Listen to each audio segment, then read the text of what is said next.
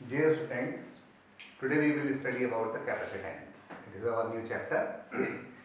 The term capacitance is actually giving us suggestion that something must have capacity of holding something. यहाँ पर capacity of holding something से हमारा मतलब है कि कोई कंडक्टर कितना चार्ज अपने ऊपर होल्ड कर सकता है। तो एक चीज हमको मालूम है कि जब हम किसी कंडक्टर को चार्ज देते हैं तो वो चार्ज स्टोर कर सकता है अपने ऊपर बिना किसी प्रॉब्लम के, और जैसे जैसे हम चार्ज उस पर बढ़ाते जाते हैं उसका पोटेंशियल बढ़ता चला जाता है। तो हमारे दिमाग में एक बात आती है कि क्या ये कंडक्टर इनफाइनाइट चार्ज होल्ड कर सकता है या इसकी कोई एक लिमिट आएगी कि इसके बाद ये चार्ज को होल्ड ना कर पाए। तो इन एक्चुअल ऐसा होता है कि जब हम एक लिमिट के ऊपर किसी भी कंडक्टर को चार्ज देने की कोशिश करते हैं तो उस कंडक्टर के इर्द गिर्द इलेक्ट्रिक फील्ड इतना स्ट्रांग हो जाता है जिसकी वजह से जो सराउंडिंग मीडियम है वो अपनी इंसुलेटिंग प्रॉपर्टीज छोड़ करके कंडक्टिंग मीडियम में कन्वर्ट हो जाता है। इसका एक एग्जांपल हम लोगों ने देखा कि जब हम बिजली के तार को थोड़ा सा स्विच के नजदीक लाते हैं तो उसमें स्पार्क आने लगता है, राइट? और ये स्पार्क एक्चुअल में कंडक्टिंग नेचर ऑफ एयर के बारे में बताता है कि जनरली एयर को हम मान के चलते हैं कि ये इंसुलेटर है, लेकिन जो स्पार्क इसमें हो रहा है वो इसकी कंडक्टिंग नेचर को शो करता है। तो उसका रीजन ये है कि जो इलेक्ट्रिक फील्ड एक सर्टेन वैल्यू से स्ट्रांग हो जाता है तो जो सराउंडिंग मीडियम के पार्टिकल्स हैं वो आयनाइज हो जाते हैं और वो कंडक्टिंग मीडियम में कन्वर्ट हो जाते हैं। तो यही बात हम समझने के लिए एक टर्म पढ़ेंगे जिसका नाम है ब्रेक डाउन वोल्टेज।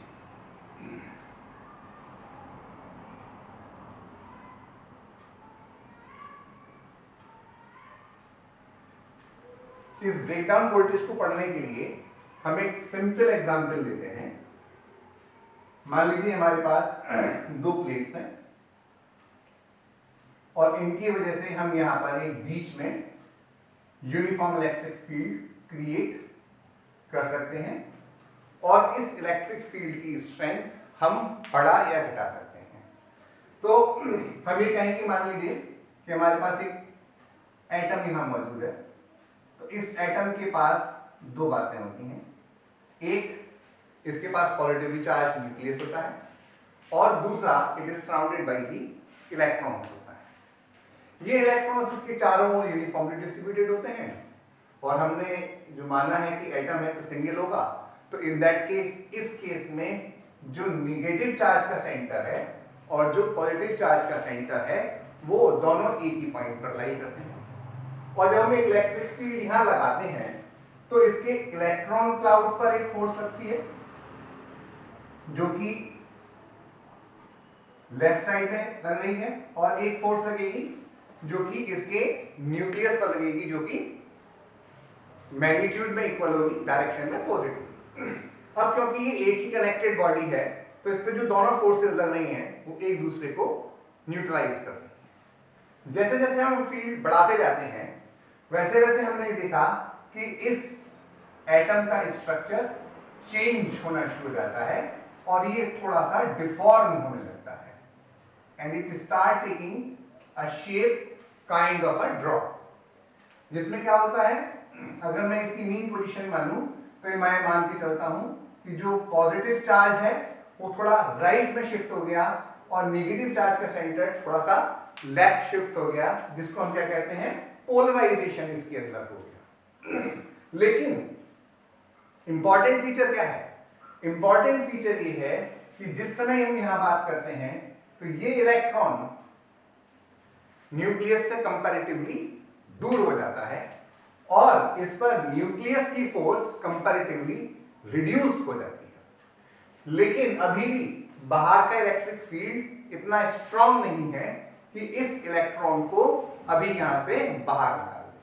तो टोटल नेगेटिव चार्ज और टोटल पॉजिटिव चार्ज बराबर होने की वजह से फोर्स अभी भी बराबर है और अपोजिट है। लेकिन अगर मैं इस फील्ड को फर्दर स्ट्रांग करता हूं तो ये डिफॉर्मेशन और बढ़ता है, यानी कि एक्सटर्नल फील्ड की फोर्स इलेक्ट्रॉन पर बढ़ती है और न्यूक्लियस का पोजीशन उस पर होल्ड उस पर कम होने लगता है, और एक कंडीशन ऐसी आती है जिसमें कि ये इलेक्ट्रॉन को बाहर निकाल लेता है, और जिस समय ऐसा होता है तो हमको मालूम है कि यहाँ पर ये जो हमारा एटम है इस पर एक नेट पॉजिटिव चार्ज आ गया, और ये जो इलेक्ट्रॉन है ये इससे बाहर निकल गया, और नतीजा क्या हो गया कि इस पर एक अनबैलेंस फोर्स लग गई पॉजिटिव चार्ज बढ़ जाने की वजह से, तो ये इस डायरेक्शन में चलना शुरू हो गया और ये इलेक्ट्रॉन इस डायरेक्शन में चलना शुरू हो गया।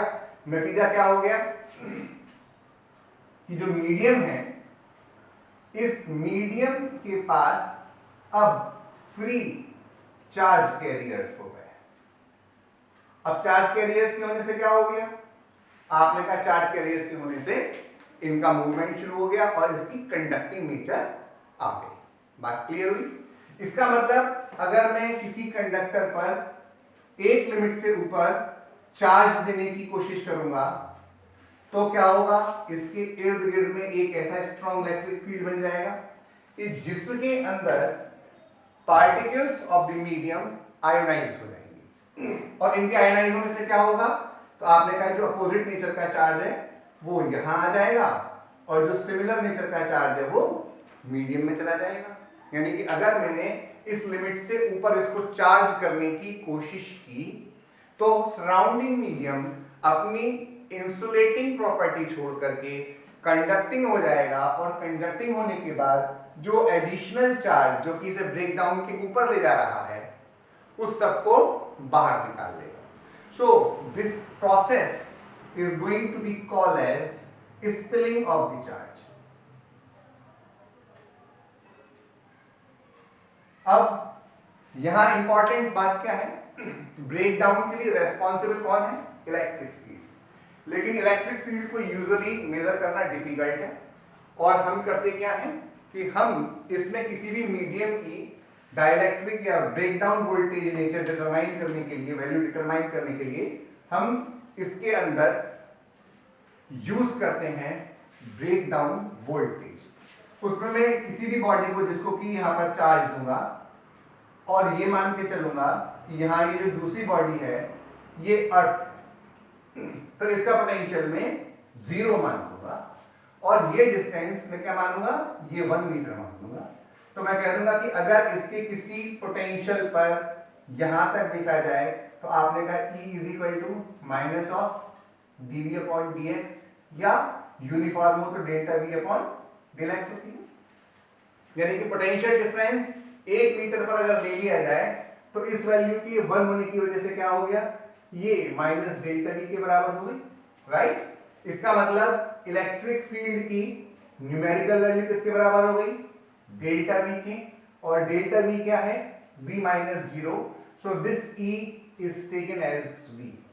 यानी कि मैं ब्रेकडाउन वोल्टेज जब बताता हूं तो मैं बताता हूं कि इससे 1 मीटर की दूरी पर पोटेंशियल 0 होगा, ठीक है। तो हमने यहां पर बात की ब्रेकडाउन वोल्टेज की, तो इसका मतलब क्या हो गया कि मैं किसी भी कंडक्टर को तब तक चार्ज कर सकता हूं जब तक उसका पोटेंशियल ब्रेकडाउन वोल्टेज से कम है। जैसे ही ब्रेकडाउन वोल्टेज आ जाएगा तो सराउंडिंग मीडियम ये मान लेना कि क्या हो जाएगा, कंडक्टिंग हो जाएगा, so it will not be able to store charge beyond that. तो ये हमारा ब्रेकडाउन वोल्टेज का कॉन्सेप्ट है। इससे हमारी समझ में एक बात आ रही है कि सेम कंडक्टर को अगर हम डिफरेंट मीडियम यूज करते हुए चार्ज करने की कोशिश करें तो उनकी अलग अलग ब्रेकडाउन वोल्टेज होने की वजह से हमको पता चलेगा कि इसकी जो capacity of holding the charge होगी वो डिफरेंट हो जाएगी, यानी कि इसकी जो लिमिट है वो डिफरेंट हो जाएगी। This is being called as breakdown voltage. एक चीज हम ध्यान रखेंगे कि हमारे न्यूमेरिकल्स के अंदर हमें अगर लिमिट पूछी जाएगी तो यूजुअली जो ब्रेकडाउन वोल्टेज हमें देते हैं हम वहां तक कंडक्टर को चार्ज नहीं करते। अगर मान लीजिए कि जैसे मैं कहूं कि एयर की breakdown voltage 3.0 into 10 to the power 6 volt है तो हम इसे यहां तक चार्ज नहीं करते, हम इसे 3 इंटू 10⁵ वोल्ट तक ही चार्ज करेंगे, यानी कि 10% of the peak possible value तक ही हम इसको चार्ज करते हैं।